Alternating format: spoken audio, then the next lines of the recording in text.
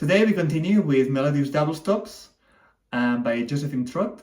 We are in the second book and we're going to go for number 16, which is in G major. We continue with this series which I find very, very useful for both students and also for professionals to clean up our double stops. So if you're new to this channel, I suggest you subscribe so that you can get more of this. So this is number 16 of book 2, Melodious Double Stops.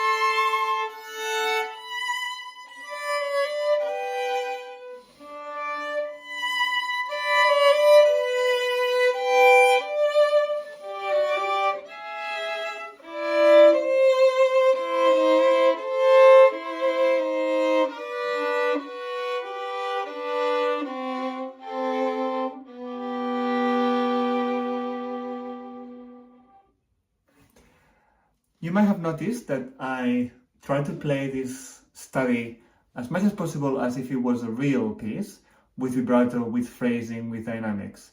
And the reason is because, of course, we need to work on the specific intonation problems that might have with double stops. But once we have gone through that, we need to understand that we need to be able to play it as a real piece. Like when we encounter double stops in a real piece, we're not going to just play them out mechanically.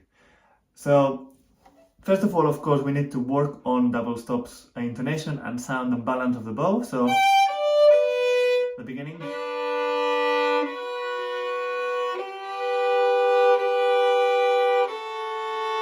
individually and then as a group,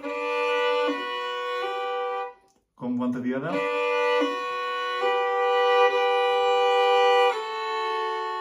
For example, or later on and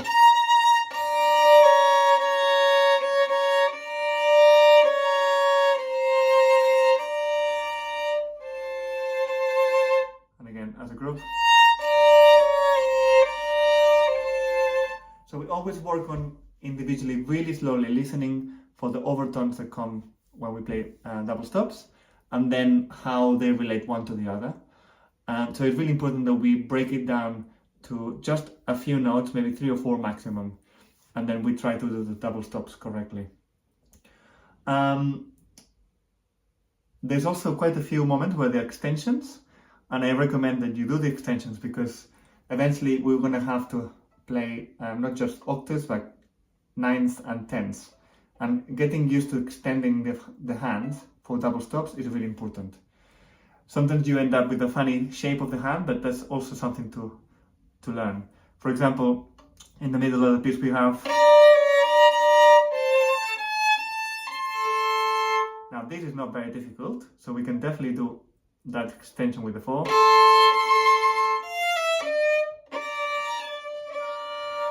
That's another one that we can rotate the hand.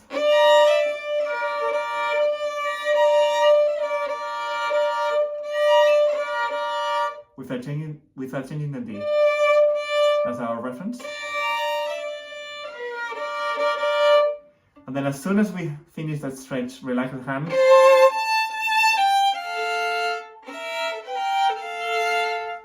So whenever we have a moment where we have to extend or the hand is in tension in a double stop, because we are in a difficult or challenging position, it's really important to retract, go back to our normal position and soft fingers. Then we try to play it as a piece, as a real piece, following the melody. So for example, if we have, we got 2 melodies at the top and the bottom. And we're gonna try to understand this as if it was 2 different people playing it.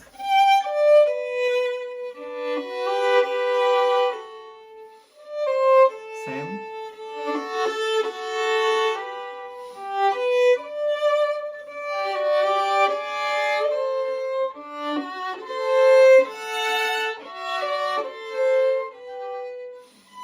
Etc. Sometimes we need to hang on to one note for a bit longer, so we might be playing 2 notes at once, but we hang on to one of the notes. Let me just find an example. So sometimes we need to do string crossing, and if we hang on to the A, in this case, we can make them legato. Or we finish the phrase, and to continue, we just hang on to the top melody, so we can hear the melody continuing. So those are my thoughts for this particular study. There will be other studies coming, and there's quite a few that we have already worked on, so I suggest that you look for the links in the description or at the end of this video. Thank you all, and I hope this is helpful.